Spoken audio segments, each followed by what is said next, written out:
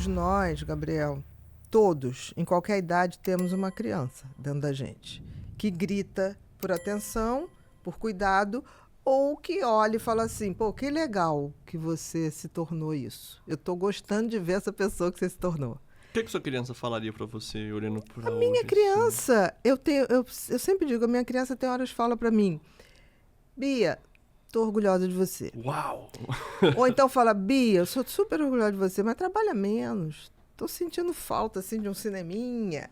Tô sentindo falta de uma brincadeira com Giovana, com Miguel, com Leleco. Que legal, então é a hora que sua criança aparece, com né? Henrique. Então, assim, não sei se você... E aí as crianças falam muito isso comigo. Eu sou aquela tia-avó que chega sempre trazendo uma confusão. Eu tenho no carro sempre coisas que eu vou... A inimiga do fim ou da paz. Né? Ou da paz. Porque eu sempre tenho um brinquedo aliado diferente, aliado à bagunça, uma luzinha, um jogo. Então é muito interessante que toda vez que eu chego agora, há pouco tempo foi Dia dos Pais, e eu me lembro que eu ia estar eu, minha irmã, meu pai, minha mãe, porque o marido da minha irmã ia estar com os pais, todo mundo foi, o Guilherme já tem lá o sogro, todo mundo se dividindo nas suas vidas adultas. E aí eu combinei com a minha irmã meio-dia. Quando eu cheguei lá, meio-dia, daqui a pouco chegou Bia, Giovana, Miguel, que o marido da Bia estava trabalhando, estava de plantão. Não deu 10 minutos, chega Guilherme, Leleco, Henrique, Camila. Daqui a pouco chega meu cunhado, que foi almoçar com o pai e já voltou. Falei, gente, mas não era só eu, minha irmã, com os meus pais. Não eram 4 pessoas? De repente, estava uma festa. A gente já estava fazendo um joguinho de quiz no YouTube, o quiz que desce para todas as crianças responder. E aí eu chorava porque errou a pergunta. Aí eu falo, vamos fazer uma premiação. E aquela confusão que eu falei assim, de alguma maneira, é isso que vai ficar na memória deles. Que eu sempre digo, né? A gente não é eterno. Mas a gente tem a obrigação de criar boas memórias. É o que você fala, que eu nunca entendi, eles né? chegam numa alegria. Ter que criar boas memórias. Com certeza, eles chegam numa alegria quando me veem. Aí eu me escondo, toda vez que eles vão chegar eu me escondo. Aí eles, que tem tititi? Daqui a pouco eu acho. Aí a gente brinca de pique-esconde. Isso é que vale, essas memórias que a gente tá... A minha criança se dispõe a fazer isso. E quando é que você tomou consciência dessa sua criança? Porque isso é muito bonito, isso é muito legal. Eu acho que quem tem essa noção de que a nossa criança implora para a gente ser um adulto melhor e ser um adulto que se torne pai e mãe dessa criança de forma generosa, é da espécie humana. Então, quando eu estou com as crianças, eu fico mais criança ainda. E é muito engraçado que um dia eu perguntei eu falei, Giovana, quantos anos a Titi tem? 30. Eu falei, não, de carreira, filha. Sim. De consultório. Aí eu falei, por quê? Eu falei, não, Titi já tá com 59. Ela, não, isso não é verdade, mas você vai viver ainda muito.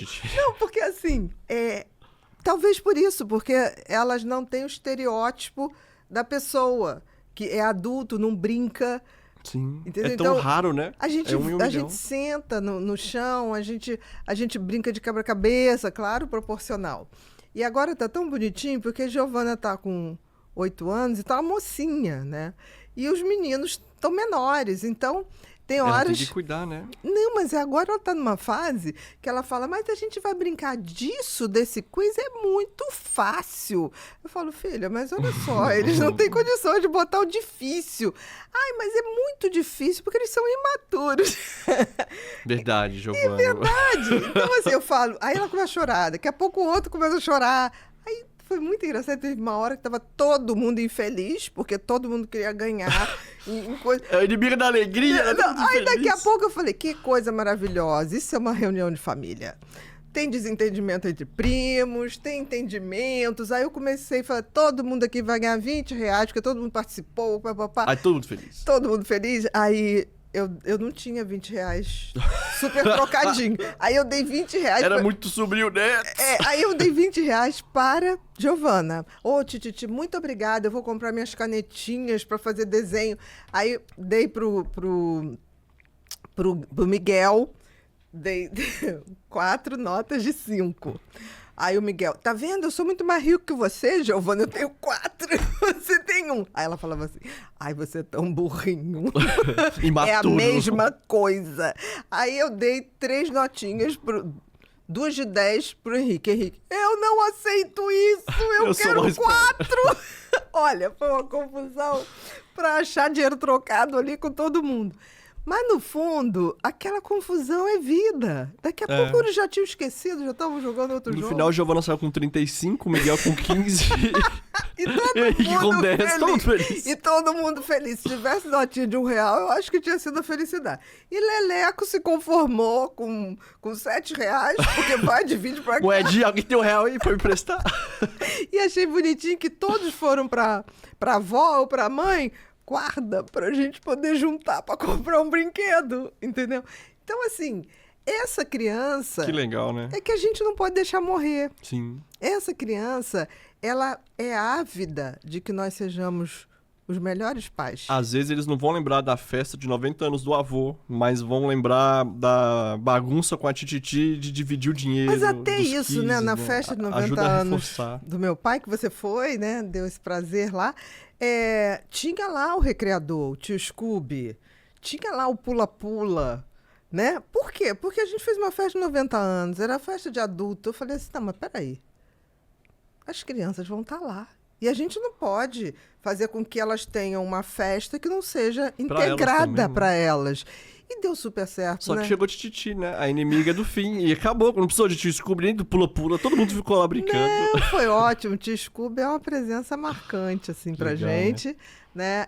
O pula-pula foi encantador, né?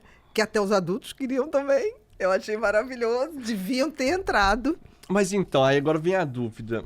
Até onde é saudável a gente fazer isso e a gente ir pra esse passo da chupeta, por exemplo? Porque igual, ir no pula-pula é legal, mas esse negócio da chupeta não é legal. Seria a quantidade? A questão não é a quantidade, a questão é...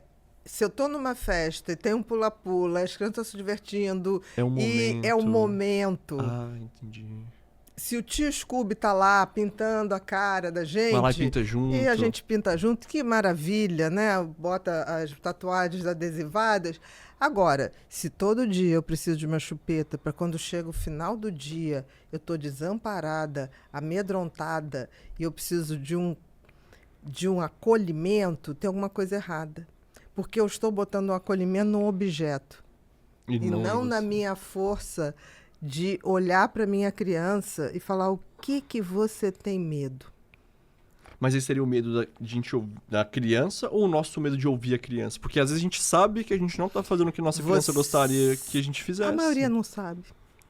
Porque é dito pra gente, desde criança, assim, quando a gente faz alguma coisa... Deixa de ser criança. Deixa de ser criança, como se fosse uma coisa pejorativa. Crianças maltratadas produzem adultos amedrontados. Tá até traumatizados, né? Exatamente. E crianças bem tratadas produzem adultos que estão de bem com suas crianças e serão de bem com as outras crianças.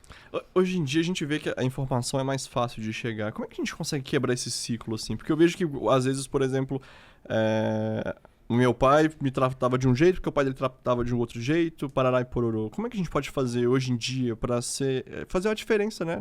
Quando a gente vê um filho, um sobrinho, no caso, sobrinhos netos. Como é que a gente quebra isso? Eu olhar com esse olhar de eu já tive aí e... Não aproveitei tão bem, vou lá. Não aproveitei, posso aproveitar, posso deixar claro que é muito bom ser criança, que não é ruim, que crescer não é ficar sério a ponto da gente matar a criança que existe dentro da gente, que a gente continua tendo inseguranças, medos, mas que isso não vai ser resolvido dentro de um quarto escuro, sozinho, chorando, com uma chupeta ou com uma fraldinha na mão. Isso vai ser resolvido quando eu olho e falo, o que me magoou de fato? Aonde que eu deixei de confiar em mim para poder virar essa criança medrosa, assustada, Onde que foi que você até apoiou tanta hoje, gente? aonde foi que essa criança assustada, acuada, medrosa se fez?